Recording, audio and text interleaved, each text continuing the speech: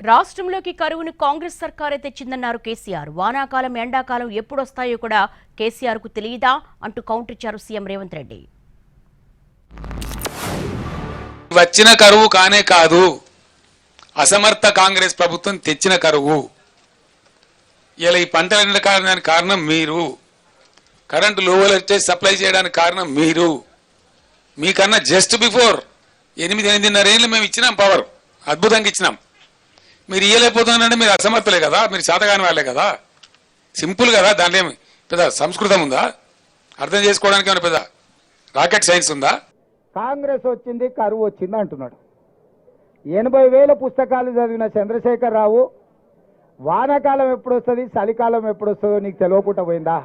July, August, September, October వానాకాలం, November, December, జనవరి, ఫిబ్రవరి చలికాలం. కాంగ్రెస్ ఎప్పుడు అధికారంలోకి వచ్చింది? డిసెంబర్ 7 తారీఖు నాడు వచ్చింది. చలికాలంలో వానలు పడతాయా? సార్ ఒకవేళ వేసుకున్నప్పుడు వాన పడ్డట్టు అనిపిస్తే నాకు తెలియదు. మరి July, August, September, October, November, December 7 తారీఖు మేము ప్రమాణ స్వీకారం చేసే వరకు తమరే ముఖ్యమంత్రిగా ఉంటుంది, తమరి ప్రభుత్వమే అధికారంలో ఉండే. మరి తమరి పాపాలకే కదా వరుణదేవుడు భయపడిపోయి వానలు కురవక కరువు వచ్చింది.